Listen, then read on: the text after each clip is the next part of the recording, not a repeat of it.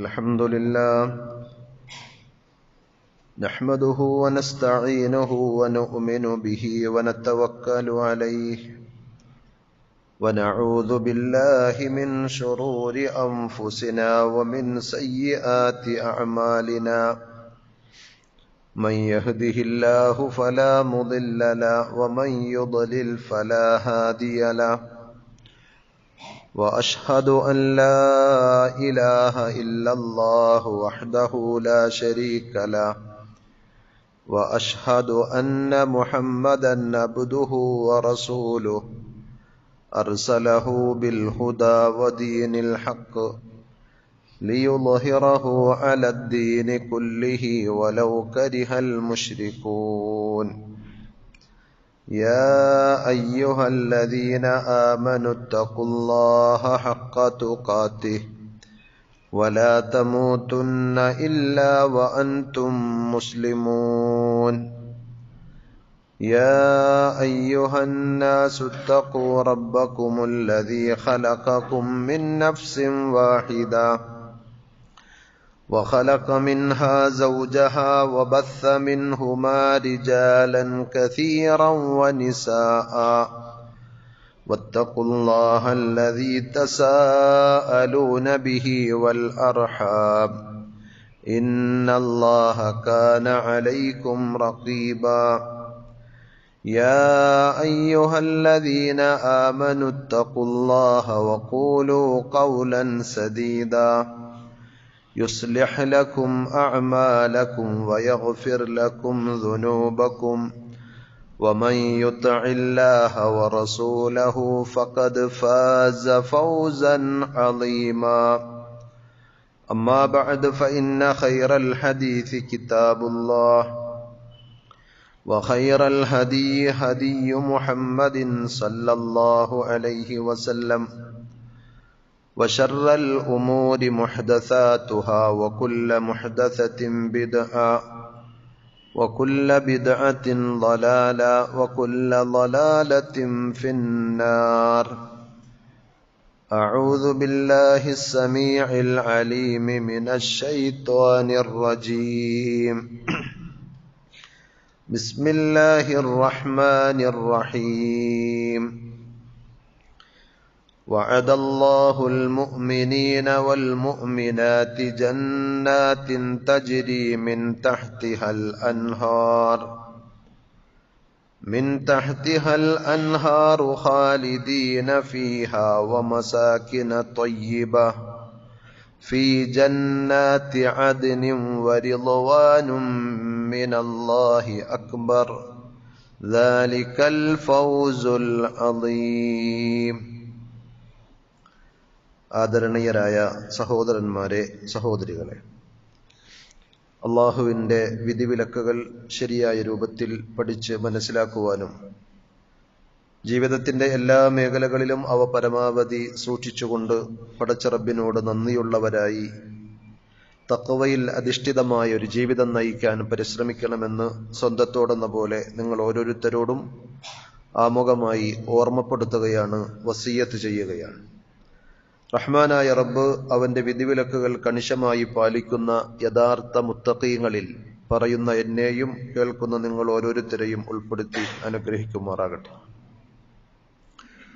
സഹോദരങ്ങളെ, ഹജ്ജ് എന്നത് ഒരു വിശ്വാസിയുടെ ജീവിതത്തിൽ ഒരിക്കലെങ്കിലും നിർവഹിക്കുവാൻ സാധിക്കേണ്ടതായ ഒരു നിർബന്ധ കർമ്മമായി പരിശുദ്ധ ഖുർആൻ പഠിപ്പിക്കുന്നുണ്ട്.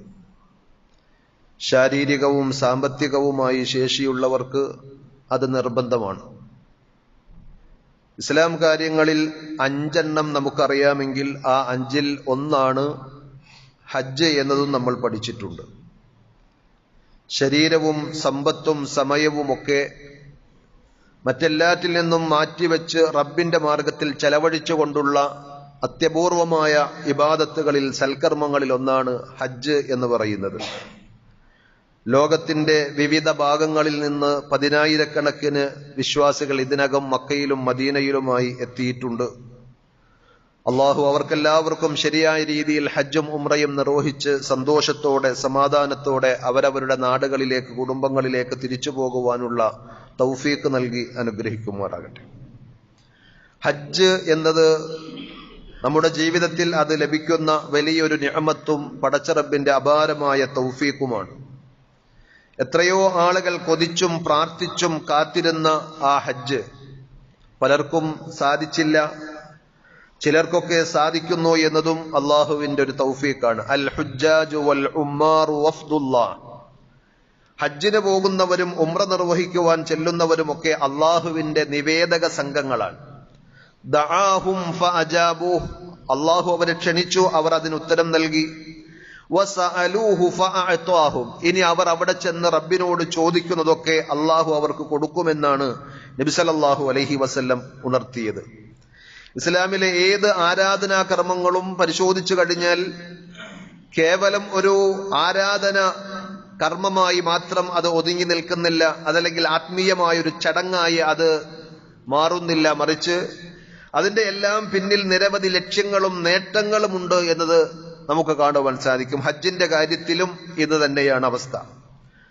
അൽ ഉംറതു ഇലൽ ഉംറതി കഫാറത്തുൻ ലിമാ ബൈനഹുമാ.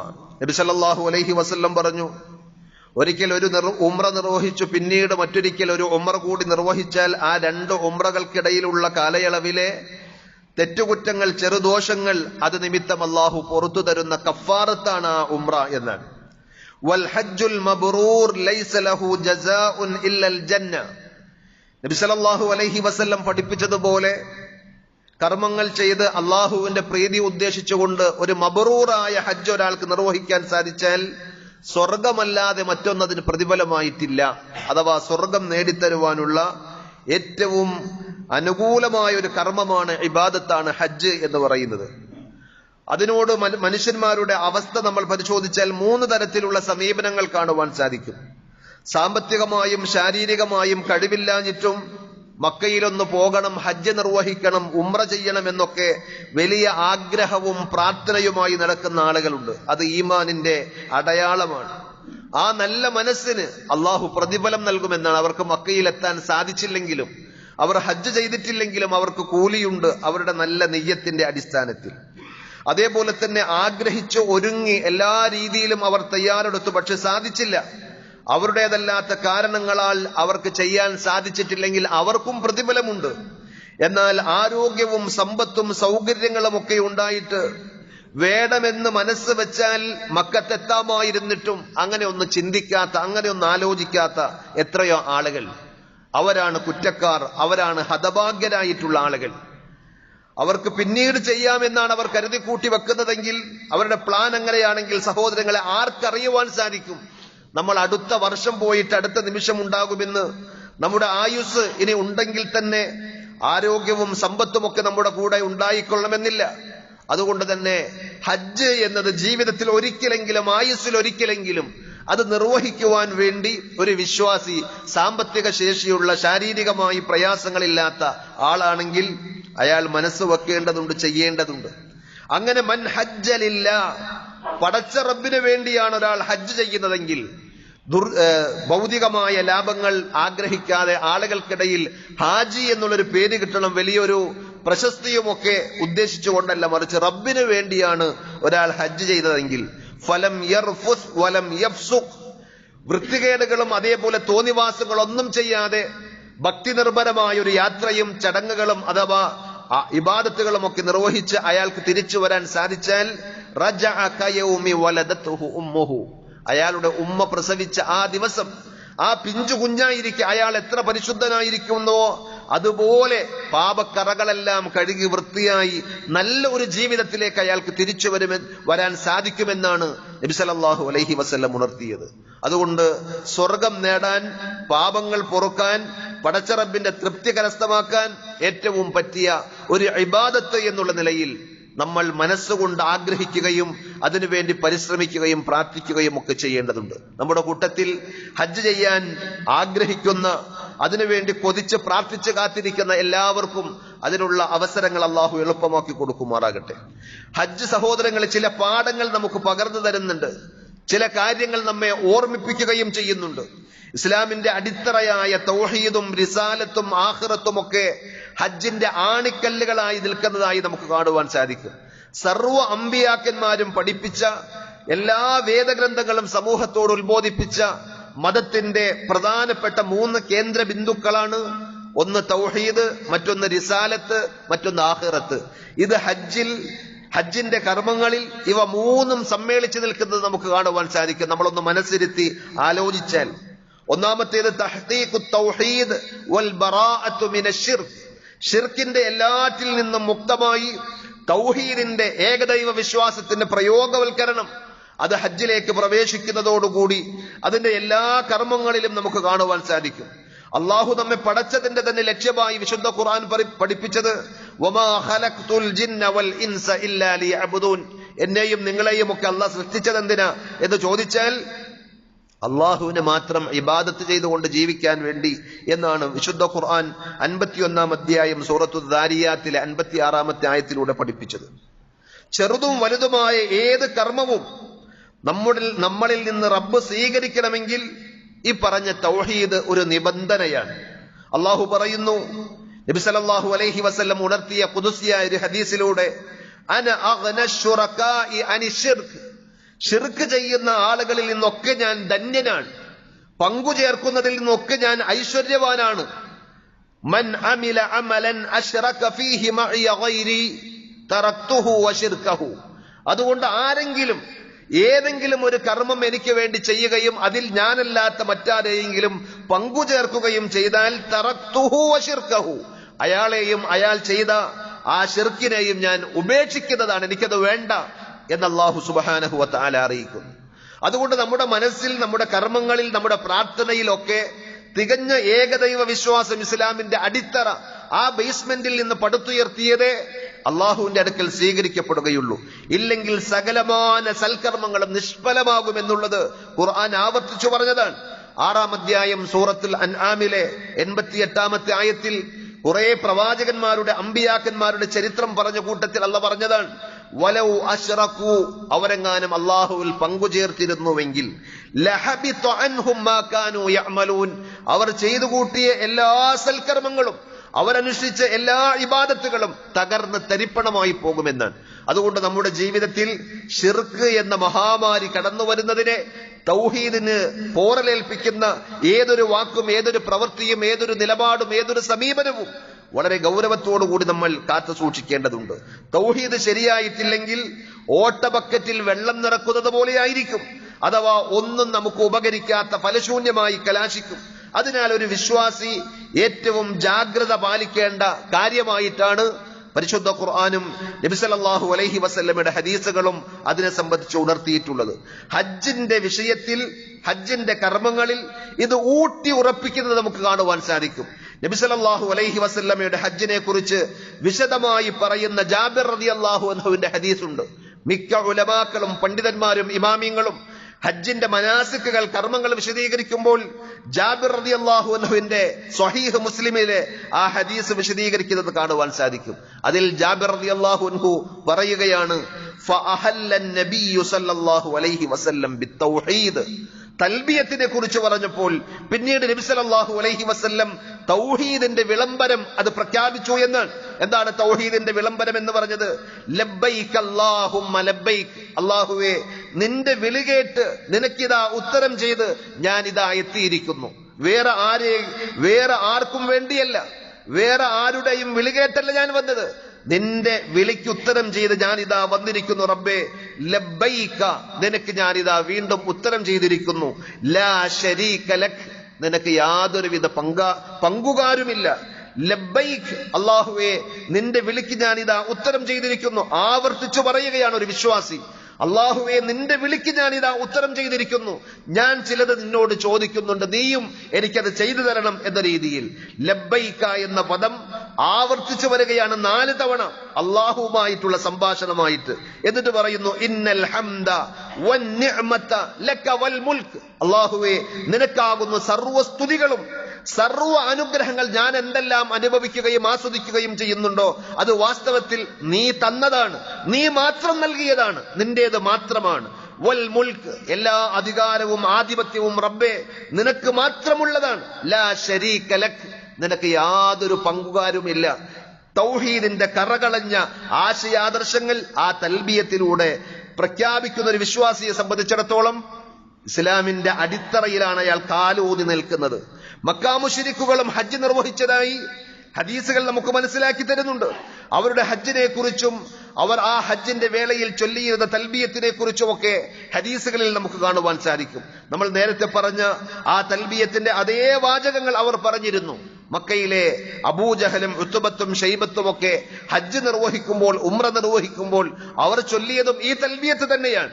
പക്ഷേ ആ തൽബിയത്തിന്റെ കൂടെ അവരുടെ വക ഒരു എക്സ്ട്രാ ഫിറ്റിംഗ്, ഒരു അഡീഷണൽ, ഒരു കൂടുതലായി അവർ കൂട്ടിച്ചേർത്തൊരു സംഗതിയുണ്ട്. നബി സല്ലല്ലാഹു അലൈഹി വസല്ലം അത് പറയാൻ അവർ ഒരുമ്പെടുമ്പോഴേക്കും പറയും, വൈലക്കും ഖദ് ഖദ്, മതി, അവിടെ നിർത്തൂ നിങ്ങൾ എന്ന് പറഞ്ഞ് നബി സല്ലല്ലാഹു അലൈഹി വസല്ലം പറയുമെങ്കിലും അവർ അത് പരിഗണിക്കാതെ ഫയഖൂലൂൻ, എന്നിട്ട് അവർ പറയും, ഇല്ലാ ശരീകൻ ഹുവലക്, അല്ലാഹുവേ നിനക്ക് യാതൊരു പങ്കുകാരുമില്ല, ഒരു തരത്തിലുള്ള പങ്കുകാരൊഴികെ. ഏതാണ് ആ പങ്കുകാർ? ഹുവലക്, ആ പങ്കുകാരൊക്കെ നിന്റേതാണ്.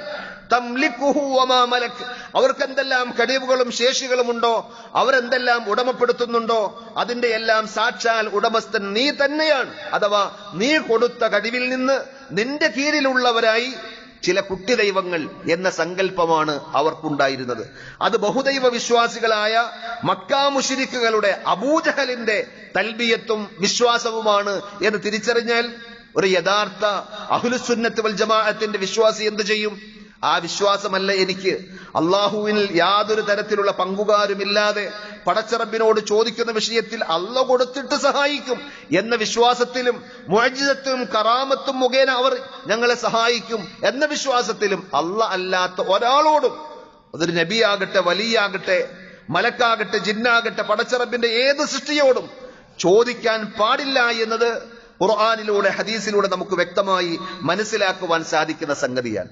ഹജ്ജിന്റെ ലക്ഷ്യമറിഞ്ഞ് ദീനിന്റെ അടിത്തറകൾ ഗ്രഹിച്ചുകൊണ്ട് കർമ്മങ്ങൾ ചെയ്യുന്ന പടച്ചറബിൽ വിശ്വാസമുള്ള ഒരു മുഅ്മിനിനെ സംബന്ധിച്ചിടത്തോളം ജീവിതത്തിൽ ഒരു ഘട്ടത്തിലും ലാ യസ്അലു ഇല്ലല്ലാഹ്, റബ്ബിനോടല്ലാതെ ചോദിക്കുകയില്ല. രോഗാവസ്ഥയിൽ, സാമ്പത്തികമായ പ്രതിസന്ധികളിൽ, ശത്രുവിന്റെ സന്നാഹങ്ങളിൽ എന്ന് വേണ്ട ഏതെല്ലാം പ്രതിസന്ധികളും പ്രയാസങ്ങളും ബുദ്ധിമുട്ടുകളും ഉണ്ടോ, പടച്ച റബ്ബിനോടല്ലാതെ അവർ ദുആ ഇരക്കുകയില്ല, ചോദിക്കുകയില്ല. വലാ യസ്തഗീസു ഇല്ലാ ബില്ലാ, ഇസ്തിഗാസ, സഹായതേട്ടം റബ്ബിനോടല്ലാതെ, അല്ലാഹുവിനോടല്ലാതെ നടത്തുകയില്ല. വലാ യതവക്കലു ഇല്ലാ അലല്ലാഹ്, അല്ലാഹുവിലല്ലാതെ ഒന്നിനെയും ബരമേൽപ്പിക്കുകയില്ല.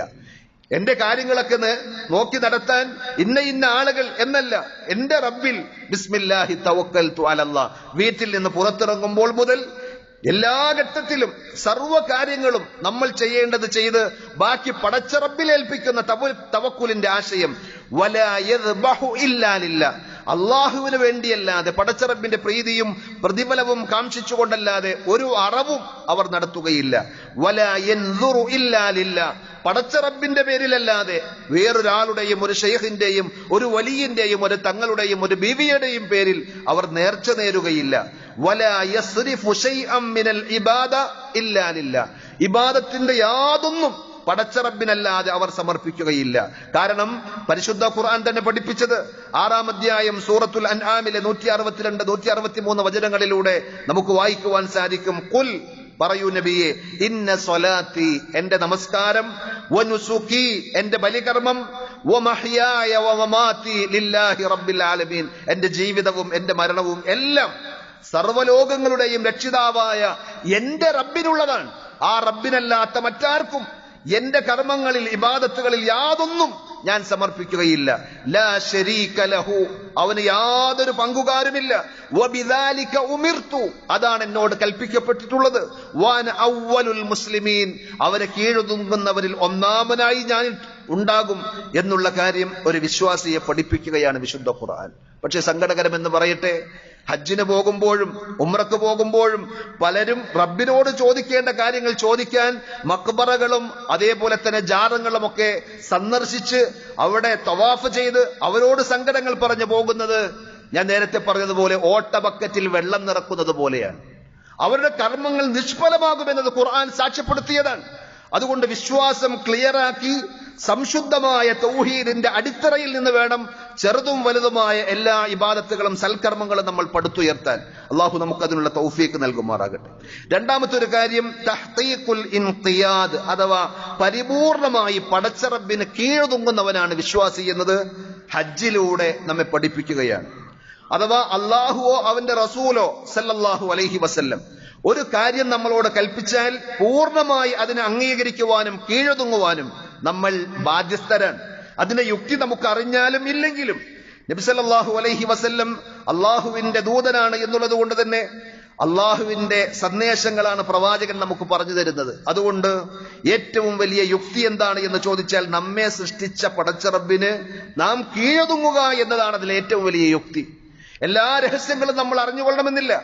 ഹജ്ജ് സ്വാഭാവികമായും ഹജ്ജിലെ കർമ്മങ്ങൾ അക്കാര്യം നമുക്ക് മനസ്സിലാക്കി തരുന്നുണ്ട്. തവാഫ്, പരിശുദ്ധ കഅബയെ ഇടത്ത് വശത്താക്കിയിട്ടാണ് നമ്മൾ ഇടത്തേക്ക് ചുറ്റുന്നത്. വലത് മുന്തിക്കണമെന്നാണ് നമ്മൾ പൊതുവെ പഠിച്ചിട്ടുള്ളത്. വിശുദ്ധമായ കഅബയുടെ അടുക്കൽ നമ്മൾ ചെല്ലുമ്പോൾ ഏറ്റവും വിശുദ്ധമായ ഒരു കർമ്മം ചെയ്യാൻ വേണ്ടി ചെന്ന വിശ്വാസി തന്റെ ഇടതുഭാഗത്താണ് കഅബയെ ആക്കുന്നത്. വലത്തേക്കല്ല തിരിയുന്നത്, ഇടത്തേക്കാണ് ചുറ്റുന്നത്. എന്താണ് അങ്ങനെ? ചോദ്യമില്ല. അഥവാ അതിന്റെ ഒരേ ഒരു ഉത്തരം അള്ളാഹു അങ്ങനെ പഠിപ്പിച്ചു, നബി സല്ലല്ലാഹു അലൈഹി വസല്ലം നമുക്ക് അങ്ങനെ പറഞ്ഞു തന്നു എന്നത്. അതേപോലെ തന്നെ എന്തുകൊണ്ട് 7 ചുറ്റൽ 6 ആയിക്കൂടാ? എന്തുകൊണ്ട് 8 ആയി കൂടിയാൽ പ്രശ്നം? അവിടെയും ചോദ്യമില്ല. ലാ യുസ്അലു അമ്മാ യഫ്അലു വഹും യുസ്അലൂൻ. അള്ളാഹു എന്താണ് അങ്ങനെ ചെയ്യുന്നത്, അള്ളാഹ് എന്താ അങ്ങനെ പറയാൻ കാരണം? ചോദ്യമില്ല. നമ്മളോട് ചോദ്യമുണ്ടാകും. അതാണ് ഖുർആൻ പഠിപ്പിച്ചത്. അതേപോലെ തന്നെ സഅയ്, തവാഫ് ചെയ്ത് 2 റക്അത്ത് നമസ്കരിച്ച് സംസം വെള്ളം കുടിച്ച് ഹജ്ജിന് പോകുന്ന ആളുകൾ, ഉംറക്ക് പോകുന്ന ആളുകൾ സഫയിലേക്ക് പോവുകയാണ്. ആ സഫയിൽ നിന്ന് മർവയിലേക്ക് ഏകദേശം 10-400 മീറ്റർ, 1/2 കിലോമീറ്ററോളം ദൂരമുള്ള ആ ദൂരം എന്തിന് നമ്മൾ ക്ഷീണിച്ച് തളർന്ന് ഓടുന്നു, നടക്കുന്നു? അന്ന് ഹാജർ വെള്ളം കിട്ടാതെയാണ് ഓടിയതെങ്കിൽ ഇന്ന് സംസം വെള്ളം എല്ലാവിധ സൗകര്യങ്ങളോടുകൂടി, തണുപ്പുള്ളത് വേണോ തണുപ്പില്ലാത്തത് വേണോ അവിടെ ലഭ്യമാണ്. എന്നിട്ടും എന്തിനാണ് നമ്മൾ ഈ സഅയ് നടത്തുന്നത് എന്നൊരാൾ യുക്തി വെച്ച് ചോദിച്ച് വിമർശിച്ചാൽ അയാൾക്ക് ഇസ്ലാമിൽ സ്ഥാനമില്ല. ചോദ്യമില്ല. ഒരേ ഒരൊറ്റ ഉത്തരം മാത്രം അള്ളാഹു പറഞ്ഞിട്ട് നബി സല്ലല്ലാഹു അലൈഹി വസല്ലം പഠിപ്പിച്ചിട്ട് അതിന് കീഴൊതുങ്ങുവാൻ സന്നദ്ധരല്ലാത്ത ഒരാളുടെ ഹജ്ജ് അത് ഹജ്ജാവുകയില്ല. അയാളുടെ ഉംറ അയാൾക്ക് ഉംറയായി നിർവഹിക്കുവാൻ സാധിക്കുകയില്ല. അതുകൊണ്ട് ഒരു വിശ്വാസിയെ സംബന്ധിച്ചിടത്തോളം വിശുദ്ധ ഖുർആൻ പറഞ്ഞു, വമാ കാന ലിമുഅ്മിനിൻ വലാ മുഅ്മിന, ഈമാനുള്ള ഒരു ആണിനും ഒരു പെണ്ണിനും ഇദാ ഖലല്ലാഹു വറസൂലുഹു അംറ, അല്ലാഹുവോ അവന്റെ റസൂലോ ഒരു കാര്യം കൽപ്പിച്ചാൽ അൻ യകൂന ലഹുമുൽ ഖിയറതു മിൻ അംരിഹിം, അല്ലാഹു പറഞ്ഞതും റസൂൽ പഠിപ്പിച്ചതും മാറ്റിവെച്ച് അവർക്ക് സ്വന്തമായൊരു നിലപാട് ഈമാനുള്ള ഒരു വിശ്വാസിക്കും വിശ്വാസിനിക്കും ഉണ്ടാകാവതേയല്ല. വമൻ യഅസില്ലാഹ വറസൂലഹു ഫഖദ് ളല്ല ളലാലൻ മുബീന, ആരെങ്കിലും അങ്ങനെ സ്വന്തം ഇഷ്ടപ്രകാരം അല്ലാഹു പറഞ്ഞതിനെ ധിക്കരിച്ച് നബി സല്ലല്ലാഹു അലൈഹി വസല്ലം നിർദ്ദേശിച്ചതിനെ അവഗണിച്ചുകൊണ്ട് ജീവിച്ചാൽ അവൻ വ്യക്തമായ വഴികേടിലാണ് എന്ന് ഖുർആൻ സൂറത്തുൽ അഹ്സാബിലെ 36-ാമത്തെ വചനത്തിലൂടെ പഠിപ്പിക്കുകയാണ്. അതേപോലെ വീണ്ടും ഖുർആൻ പറഞ്ഞു, ഇന്നമാ കാന ഖൗലൽ മുഅ്മിനീന ഇദാ ദുഊ ഇലല്ലാഹി വറസൂലിഹി ലിയഹ്കുമ ബൈനഹും അൻ യഖൂലു സമിഅനാ വഅതഅനാ. 24-ാം അധ്യായം സൂറത്തുൻ നൂറിലെ 51-ാമത്തെ ആയത്തിൽ ഒരു വിശ്വാസിയെ സംബന്ധിച്ചിടത്തോളം അവരുടെ ഇടയിലുള്ള പ്രശ്നങ്ങൾക്ക്, തർക്കങ്ങൾക്ക് തീർപ്പ് കൽപ്പിക്കാൻ അല്ലാഹു പറഞ്ഞതിലേക്ക് വരൂ, നബി സല്ലല്ലാഹു അലൈഹി വസല്ലം വിധി കൽപ്പിച്ചതിലേക്ക് വരൂ എന്ന് പറഞ്ഞാൽ, അള്ളാഹുവിലേക്കും റസൂലിലേക്കും അവരെ ക്ഷണിച്ചാൽ വിശ്വാസികളുടെ നിലപാട്, അവരുടെ വാക്ക് ഇത്രമാത്രമേ ഉണ്ടാവുകയുള്ളൂ. അൻ യഖൂലു സമിഅനാ വഅതഅനാ, ഞങ്ങൾ ഇതാ കേട്ടിരിക്കുന്നു, ഞങ്ങൾ അനുസരിച്ചിരിക്കുന്നു. അതുവരെയും വീറും വാശിയും വെച്ച് വാദിച്ച ആളുകളാണെങ്കിലും അള്ളാഹ് അങ്ങനെയാണോ പറഞ്ഞത്? നബി സല്ലല്ലാഹു അലൈഹി വസല്ലം അങ്ങനെയാണോ പഠിപ്പിച്ചത്? എല്ലാ ഈഗോകളും വർത്തമാനങ്ങളും നിർത്തി അതിന് കീഴൊതുങ്ങുന്ന ആളുകൾ വഉലൈക ഹുമുൽ മുഫ്ലിഹൂൻ, അവരാണ് യഥാർത്ഥ വിജയം വരിക്കുന്നവർ എന്ന് ഖുർആൻ അവിടെ സാക്ഷ്യപ്പെടുത്തി. അതേപോലെ 4-ാം അധ്യായം സൂറത്തുൻ നിസായിലെ 65-ാമത്തെ ആയത്തിൽ അള്ളാഹു ആണയിട്ട് പറയുകയാണ്, ഫലാ വറബ്ബിക്, നിന്റെ റബ്ബിനെ തന്നെയാണ് സത്യം, ലാ യുഅ്മിനൂൻ, അവർ മുഅ്മിനീങ്ങളല്ല, വിശ്വാസികളല്ല. ആര്? ഹത്താ യുഹക്കിമൂക ഫീമാ ശജറ ബൈനഹും, അവർക്കിടയിൽ അഭിപ്രായ വ്യത്യാസമുള്ള വിഷയത്തിൽ താങ്കളെ വിധികർത്താവായി സമ്മതിക്കുന്നതുവരെയും അവർ യഥാർത്ഥ മുഅ്മിനീങ്ങളല്ല. ഏത് തർക്കമുണ്ടായാലും ഏത് അഭിപ്രായ വ്യത്യാസങ്ങൾ ഉണ്ടെങ്കിലും പ്രവാചകരെ താങ്കൾ പഠിപ്പിച്ച വിഷയത്തിൽ തീർപ്പ് കൽപ്പിച്ച് അതിന് കീഴൊതുങ്ങുന്ന മനസ്സ് വരെ അവർക്കുണ്ടാകുന്നത് വരെയും അവർ മുഅ്മിനീങ്ങളല്ല. ثُمَّ لَا يَجِدُوا فِي أَنفُسِهِمْ حَرَجًا مِّمَّا قَضَيْتَ وَيُسَلِّمُوا تَسْلِيمًا. താങ്കൾ വിധി പറഞ്ഞതിൽ പിന്നീട് അവരുടെ മനസ്സിൽ ഒരു ചൊറിച്ചിലും, എന്താ നബി അങ്ങനെ പറഞ്ഞത്, എന്താ അങ്ങനെ ഹദീസിൽ വന്നത്, എന്താ ആയത്തിൽ ഇങ്ങനെ പറയാൻ കാരണം, ഇങ്ങനെ അതിനൊരു ചൊറിച്ചിലില്ലാതെ അള്ളാഹ് പറഞ്ഞതാണോ റസൂല് പഠിപ്പിച്ചതാണോ അതിന് പൂർണ്ണമായി കീഴ്തുങ്ങുന്നത് വരെയും നിന്റെ റബ്ബ് തന്നെയാണ് സത്യം, അവര് മുഅ്മിനീങ്ങളല്ല എന്ന് ഖുർആൻ പറയുകയാണ്. അതുകൊണ്ടാണ് ഉമർ ബിൻ ഖത്താബ് റളിയല്ലാഹു അൻഹു ഹജ്ജ് ചെയ്യുന്ന സന്ദർഭത്തിൽ ഹജറുൽ അസ്വദ് ചുംബിച്ചപ്പോൾ പറഞ്ഞ വാക്ക് പ്രസിദ്ധമാണ്. ഇന്നി അഅലമു അന്നക ഹജർ, നീ ഒരു കല്ലാണ് എന്നുള്ളത് എനിക്ക് നന്നായി അറിയാം. ചില റിവായത്തുകളിൽ കാണാം വല്ലാഹി, അല്ലാഹു തന്നെയാണ് സത്യം എന്നുകൂടി പറയുന്നുണ്ട്. ലാ തദുറു വലാ തൻഫ, നിനക്ക് എനിക്ക് എന്തെങ്കിലും ദോഷം വരുത്തുവാനോ എനിക്ക് വല്ല ഉപകാരവും നേടിത്തരുവാനോ കഴിയാത്തൊരു കല്ലാണ് എന്നുള്ള കാര്യം എനിക്കറിയാം. എന്നിട്ടും ഞാൻ എന്തുകൊണ്ട് നിന്നെ ചുംബിക്കുന്നു? നീ ഏതെങ്കിലും തരത്തിൽ എന്നെ ധന്യനാക്കും, അല്ലെങ്കിൽ ഐശ്വര്യവാനാക്കും, എന്റെ പ്രയാസങ്ങൾ നീക്കും, എനിക്ക് ബർക്കത്ത് നൽകും എന്നുള്ളത് കൊണ്ടല്ല. വലൗലാ അന്നി റഅയ്തു റസൂലല്ലാഹി സ്വല്ലല്ലാഹു അലൈഹി വസല്ലം യുഖബ്ബിലുക മാ ഖബ്ബൽതുക, എന്റെ ഹബീബായ റസൂലുള്ളാഹി സ്വല്ലല്ലാഹു അലൈഹി വസല്ലം തവാഫ് ചെയ്യുമ്പോൾ ഹജറുൽ അസ്വദിനെ ചുംബിക്കുന്നത് ഞാൻ കണ്ടിട്ടുണ്ട്. ആ പ്രവാചകനെ സ്നേഹിക്കുന്ന, പ്രവാചകനെ അനുധാവനം ചെയ്യുന്ന ഒരു വിശ്വാസി എന്നുള്ള നിലയിൽ, അനുചരൻ എന്നുള്ള നിലയിൽ ആ പ്രവാചക മാതൃക ഞാൻ സ്വീകരിക്കുന്നു എന്നല്ലാതെ ആ കല്ലിലൂടെ എന്തെങ്കിലും ഉപകാരം കിട്ടും, അതല്ലെങ്കിൽ ഏതെങ്കിലും ദോഷം വരും എന്ന ഭയപ്പാടോ ആഗ്രഹമോ പ്രതീക്ഷയോ അല്ല, പ്രവാചക മാതൃക ഞാൻ പിൻപറ്റുകയാണ് എന്ന് പറഞ്ഞു. അതാണ് വാസ്തവത്തിൽ റിസാലത്തിന്റെ സന്ദേശം. വഅശ്ഹദു അന്ന മുഹമ്മദൻ റസൂലുള്ളാഹ്, അള്ളാഹുവിന്റെ സത്യസന്ധനായ ദൂതനാണ് മുഹമ്മദ് നബി സല്ലല്ലാഹു അലൈഹി വസല്ലം എന്ന് ഞാൻ സാക്ഷ്യം വഹിക്കുന്നു എന്ന ഷഹാദത്തിന്റെ രണ്ടാം ഷഹാദത്തിന്റെ താല്പര്യം അതാണ്. അപ്പൊ നബി സല്ലല്ലാഹു അലൈഹി വസല്ലം ഒരു കാര്യം പഠിപ്പിച്ചാൽ അത് ഓട്ടിനിട്ട് തീരുമാനിക്കേണ്ടതല്ല, അത് സ്വീകരിച്ച് പൂർണ്ണമായി കീഴ്തുങ്ങുവാൻ സാധിക്കണം. അതാണ് ഹജ്ജ് നമുക്ക് പറഞ്ഞു തരുന്ന അടിസ്ഥാനപരമായ രണ്ടാമത്തെ ഒരു സംഗതി. മൂന്നാമത്തെ ഒരു കാര്യം തൗഹീദ്, റിസാലത്ത്, ആഖിറത്ത്. ആഖിറത്ത്, ഹജ്ജും ആഖിറത്തുമായിട്ട് എന്താ ബന്ധം? ഹജ്ജും അന്ത്യദിനവും തമ്മിൽ എന്താ ബന്ധം എന്ന് ചോദിച്ചാൽ കുറെ ബന്ധങ്ങൾ പണ്ഡിതന്മാർ നമുക്ക് മനസ്സിലാക്കി തരുന്നുണ്ട്. വിശുദ്ധ ഖുർആനിൽ ഒരു സൂറത്ത് തന്നെയുണ്ട് ഹജ്ജ് എന്ന പേരിൽ, 22-ാം അധ്യായം സൂറത്തുൽ ഹജ്ജ്. ആ ഹജ്ജിന്റെ പേരിലുള്ള സൂറത്തിന്റെ ആദ്യ ഭാഗം നമ്മളൊന്ന് വായിച്ചു നോക്കിയാൽ ഹജ്ജും അതേപോലെ തന്നെ ആഖിറവുമായിട്ടുള്ള ബന്ധം അവിടെ മുതൽ നമുക്ക് വായിക്കുവാൻ സാധിക്കും. യാ അയ്യുഹന്നാസ്, അല്ലയോ മനുഷ്യരെ, ഇത്തഖൂ റബ്ബക്കും, നിങ്ങൾ നിങ്ങളുടെ റബ്ബിനെ സൂക്ഷിക്കണം. ഇന്ന സൽസലത്തസ്സാഅത്തി ശൈഉൻ അളീം, ലോകാവസാനത്തിന്റെ, ലോകത്തിന്റെ അന്ത്യം കുറിക്കുന്ന ആ അന്ത്യസമയം, അതിന്റെ പ്രകമ്പനം, ഭൂമി കിടുകിടാ വിറക്കുന്ന, അതിശക്തമായി കുലുങ്ങുന്ന ആ സംഭവം ഗൗരവതരമായ ഭയങ്കര ഒരു സംഗതിയാണ് എന്ന് പറഞ്ഞുകൊണ്ട് അല്ലാഹു പറഞ്ഞു, യൗമ തറൗനഹാ തദ്ഹലു കുല്ലു മുർദിഅത്തിൻ അമ്മാ അർളഅത്, മുലയൂട്ടുന്ന ഏതൊരു ഉമ്മയും ഏതൊരു സ്ത്രീയും തന്റെ കയ്യിലുള്ള കുഞ്ഞിനെ കുറിച്ച് പോലും അശ്രദ്ധമായി പോകുന്ന ഭയാനകതയുടെ രംഗമാണത്.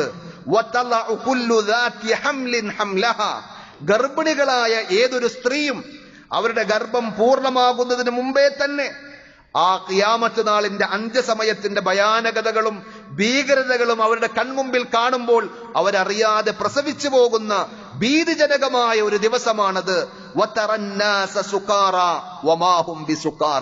മനുഷ്യന്മാരൊക്കെ മത്തന്മാരെ പോലെ, ലഹരി ബാധിച്ചവരെ പോലെ നിനക്ക് കാണുവാൻ സാധിക്കും, എന്നാൽ അവർക്കാർക്കും ലഹരി ബാധിച്ചതല്ല. വലാകിന്ന അദാബല്ലാഹി ശദീദ്, പടച്ചറബിന്റെ ശിക്ഷ അതികഠിനമാണ് എന്നാണ് സൂറത്തുൽ ഹജ്ജിലെ 1-2 ആയത്തുകൾ മനസ്സിലാക്കി തരുന്നത്.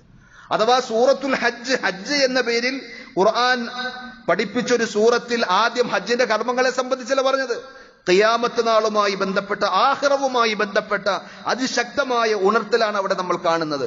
അതേപോലെ സഹോദരങ്ങളെ, ഹജ്ജിന് പുറപ്പെടുന്ന ആളുകൾ സ്വന്തക്കാരോടും നാട്ടുകാരോടും നാടിനോടും വീടിനോടും എല്ലാറ്റിനോടും യാത്ര പറഞ്ഞ് ഒന്ന് വിട പറഞ്ഞു പോവുകയാണ്. മരണവും അതുപോലെ തന്നെയാണ്.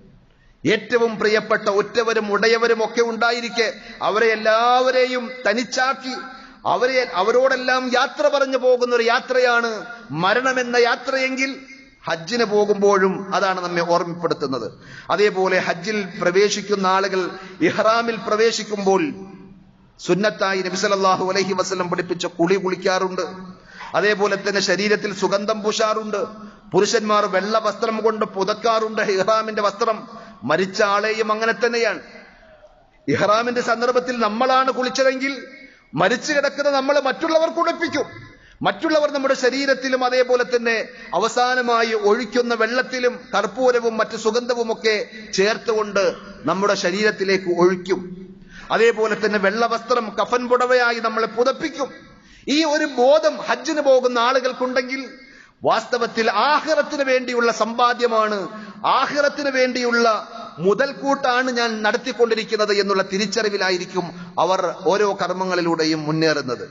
ഇനി ഹജ്ജിന്റെ ഏറ്റവും പ്രധാനപ്പെട്ട കർമ്മമായ അറഫയിൽ, ഹജ്ജിന്റെ മുഖ്യ കർമ്മമായ അറഫ സംഗമത്തിൽ എല്ലാവരും സംഗമിക്കുന്നത് ഒരേ ലക്ഷ്യത്തിൽ, ഒരേ വേഷത്തിൽ, ഒരേ വസ്ത്രത്തിൽ, ഒരേ ദിക്റുകളായി, ഒരേ റബ്ബിലേക്ക് കൈകളിൽ ഉയർത്തിക്കൊണ്ടാണ് എങ്കിൽ മഹ്ശർ ഓർമ്മിപ്പിക്കുന്ന ഏറ്റവും വലിയ നൃത്തമാണത്. കറുത്തവനും വെളുത്തവനും ഉള്ളവനും ഇല്ലാത്തവനും പണക്കാരനും പണിക്കാരനും എല്ലാവരും ഒരുമിച്ച് നിന്നുകൊണ്ട് ആ റബ്ബിന്റെ അടുക്കലേക്ക് അവരുടെ ആവലാദികളും വേവലാദികളും ഉണർത്തി ആശങ്കകളും ആശയും എല്ലാം സമർപ്പിക്കുന്ന ആ വലിയ നൃത്തം, അത് നമുക്കെല്ലാവർക്കും അനിഷേധ്യമായി വരാനുള്ള, കടന്നു പോകുവാനുള്ള മഹ്ശറിന്റെ മുറ്റത്ത് നമ്മൾ നിൽക്കുന്ന ആ നൃത്തത്തെ അനുസ്മരിപ്പിക്കുന്ന സംഗതിയാണ്. ഇങ്ങനെ തൗഹീദും റിസാലത്തും ആഖിറത്തും, അതാണ് ദീനിന്റെ ഏറ്റവും പ്രധാനപ്പെട്ട 3 തൂണുകൾ, 3 ആണിക്കല്ലുകൾ എന്ന് നമ്മൾ മനസ്സിലാക്കി കഴിഞ്ഞാൽ വിശ്വാസത്തിൽ അധിഷ്ഠിതമാണ് ആ കർമ്മങ്ങൾ.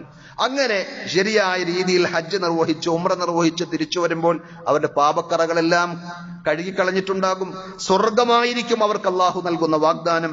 സർവശക്തനായ അള്ളാഹു ഹജ്ജും ഉംറയും ഇനിയും നമുക്ക് നിർവഹിക്കുവാനുള്ള തൗഫീഖ് നൽകി അനുഗ്രഹിക്കുമാറാകട്ടെ. എല്ലാവരുടെയും നല്ല നല്ല മുറാദുകൾ, ഉദ്ദേശങ്ങൾ അള്ളാഹു പൂർത്തീകരിച്ചു കൊടുക്കുമാറാകട്ടെ.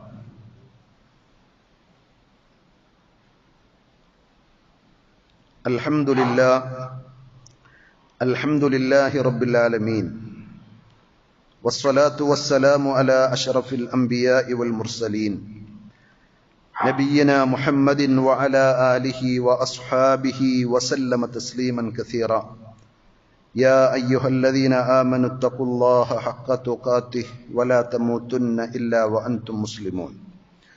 സ്നേഹമുള്ള സഹോദരന്മാരെ, സഹോദരികളെ, അള്ളാഹുവിൻ്റെ വിധിവിലക്കുകൾ ജീവിതത്തിന്റെ എല്ലാ മേഖലകളിലും പരമാവധി സൂക്ഷിക്കണമെന്നൊരിക്കൽ കൂടി ഉണർത്തുകയാണ്. അള്ളാഹു നമുക്കതിനുള്ള തൗഫീഖ് നൽകി അനുഗ്രഹിക്കുമാറാകട്ടെ.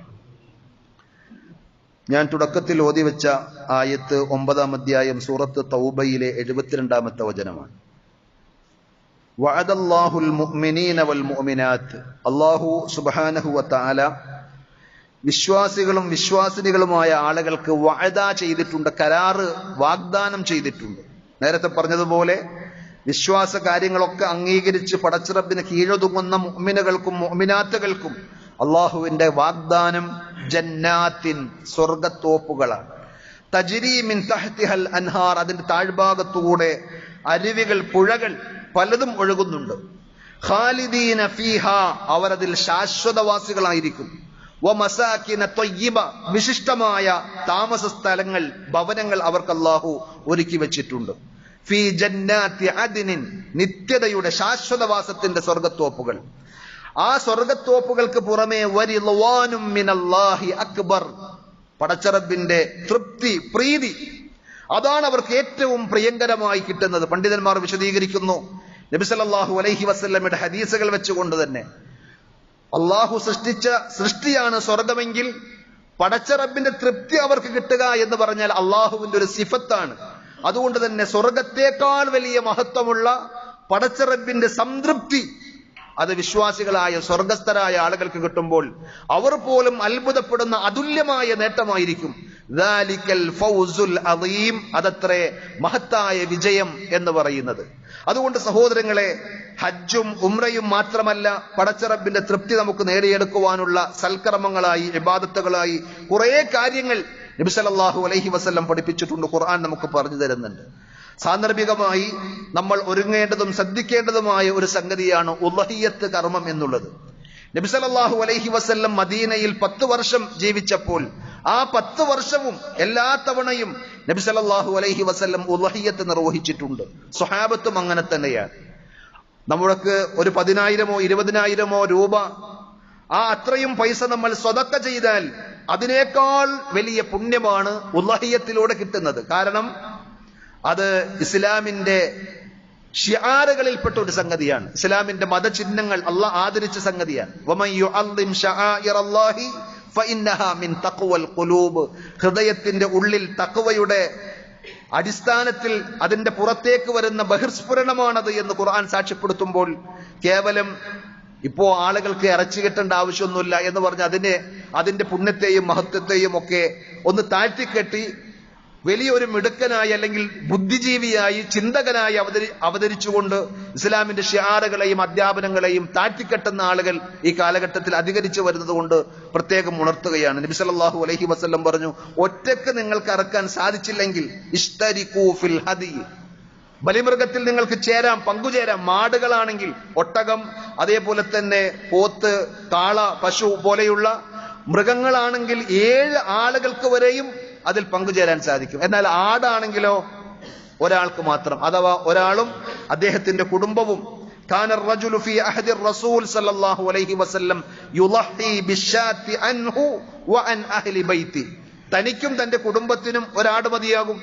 കുറെ സമ്പത്തും സൗകര്യങ്ങളുമുള്ള ആളാണെങ്കിലോ 1 അല്ല 10 അല്ല 100 അല്ല എത്രയും അറക്കാൻ അയാൾക്ക് അവകാശമുണ്ട്.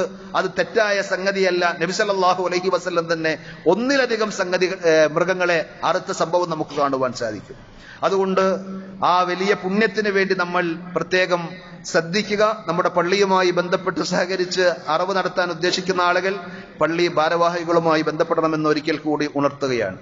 അല്ലാഹു സുബ്ഹാനഹു വ തആല നന്മകൾ അധികരിപ്പിച്ച് പടച്ചറബിനെ സന്തോഷത്തോടുകൂടി കണ്ടുമുട്ടുവാനുള്ള തൗഫീക്ക് നമുക്ക് ഓരോരുത്തർക്കും നൽകി അനുഗ്രഹിക്കുമാറാകട്ടെ. നമ്മുടെ ജീവിതത്തിൽ വന്നുപോയിട്ടുള്ള എല്ലാ അബദ്ധങ്ങളും തെറ്റുകുറ്റങ്ങളും റഹ്മാനായ റബ്ബ് നമുക്ക് വിട്ടുപുറത്ത് മാപ്പാക്കി തരുമാറാകട്ടെ. തൗഹീദിൽ അടിയുറച്ചു നിന്നുകൊണ്ട് ഈമാനോടുകൂടി മരിക്കുവാനും തൗഹീദിന്റെ വക്താക്കളായി റബ്ബിനെ കണ്ടുമുട്ടുവാനുമുള്ള തൗഫീഖ് അല്ലാഹു നമുക്ക് പ്രദാനം ചെയ്യുമാറാകട്ടെ. സഹോദരങ്ങളെ, നമുക്കെല്ലാവർക്കും ഈ ദിവസങ്ങളിൽ കേൾക്കുവാൻ സാധിച്ചതുപോലെ നമ്മൾ പെരുന്നാളിനും അതേപോലെ തന്നെ ഹജ്ജിനുമൊക്കെ തയ്യാറെടുക്കുന്ന ഈ വേളയിൽ നമ്മുടെ സഹോദരങ്ങളായ ഫലസ്തീനിലെ വിശ്വാസി സഹോദരങ്ങൾ, പ്രത്യേകിച്ച് അവരിലെ പിഞ്ചു പൈതലുകൾ, ആയിരക്കണക്കിന് 10,000-കണക്കിന് കുട്ടികൾ UN-ന്റെ കണക്കനുസരിച്ച്, ഐക്യരാഷ്ട്രസഭയുടെ മുന്നറിയിപ്പനുസരിച്ച് ഇനിയും ഇസ്രായേൽ എന്ന് പറയുന്ന ഭീകര രാഷ്ട്രം ഈ തിട്ടൂരം, ഈ ക്രൂരത തുടരുകയാണെങ്കിൽ മണിക്കൂറുകൾക്കുള്ളിൽ അവർക്ക് ഭക്ഷണം കിട്ടാതെ, മരുന്ന് കിട്ടാതെ പിടഞ്ഞു ചാകും, മരിച്ചു പോകും എന്നുള്ള മുന്നറിയിപ്പുണ്ടായിട്ടും ലോകത്താരും അതിനെതിരെ പ്രതികരിക്കുവാനോ ശബ്ദിക്കുവാനോ ഇല്ലാത്ത ഈ സാഹചര്യത്തിൽ നമ്മൾ എല്ലാവരും ആത്മാർത്ഥമായി അവർക്ക് വേണ്ടി ദുആയിരക്കേണ്ടതുണ്ട്. കേവലം ഈ സന്ദർഭത്തിൽ മാത്രമല്ല, നമ്മുടെ സ്വകാര്യമായ പ്രാർത്ഥനാ വേളകളിലൊക്കെ നമ്മുടെ സഹോദരങ്ങൾക്ക് വേണ്ടി ദുആയിരക്കുവാൻ നമ്മൾ മനസ്സുവെക്കണം. അല്ലാഹു സുബ്ഹാനഹു വ തആല ഫലസ്തീനിലെ നമ്മുടെ വിശ്വാസി സഹോദരങ്ങൾക്ക് ആശ്വാസവും രക്ഷയും നൽകി അനുഗ്രഹിക്കുമാറാകട്ടെ. അവർക്ക് അല്ലാഹു എല്ലാവിധ സഹായങ്ങളും അനുഗ്രഹങ്ങളും നൽകി ലോകത്തെ അത്ഭുതപ്പെടുത്തുമാറ് അവരെ അല്ലാഹു സംരക്ഷിക്കുമാറാകട്ടെ. അവരുടെ ശത്രുക്കൾക്കെതിരിൽ അല്ലാഹു അവരെ സഹായിക്കുകയും വിജയം നൽകി അനുഗ്രഹിക്കുകയും ചെയ്യുമാറാകട്ടെ. ആരെല്ലാം ഇസ്ലാമിനും മുസ്ലിങ്ങൾക്കും എതിരിൽ കുതന്ത്രങ്ങൾ മെനയുന്നുണ്ടോ അവർക്കൊക്കെയും അല്ലാഹു അത് തിരിച്ചടിയായി നൽകി ലോകത്തുള്ള എല്ലാവർക്കും കണ്ണു തുറക്കുവാൻ പാകത്തിൽ അല്ലാഹുവിന്റെ ഇടപെടലുകൾ ഉണ്ടാക്കി നമ്മെ സഹായിക്കുമാറാകട്ടെ. അല്ലാഹുമ്മ ഗ്ഫിർ ലിൽ മുഅ്മിനീന വൽ മുഅ്മിനാത്ത് വൽ മുസ്ലിമീന വൽ മുസ്ലിമാത്ത് അൽ അഹ്യാഇ മിൻഹും വൽ അംവാത്ത് ഇന്നക മുജീബുദ് ദഅവാതി യാ ഖാദിയൽ ഹാജാത്ത്. അല്ലാഹുമ്മ അഇസ്സൽ ഇസ്ലാമ വൽ മുസ്ലിമീൻ وأذل الشرك والمشركين. اللهم انصر من نصر الإسلام والمسلمين. اللهم انصر إخواننا المسلمين في فلسطين. اللهم انصر إخواننا في كل مكان يا رب العالمين. ربنا آتنا في الدنيا حسنة وفي الآخرة حسنة وقنا عذاب النار. صلى الله على نبينا محمد وعلى آله وأصحابه وسلم والحمد لله رب العالمين.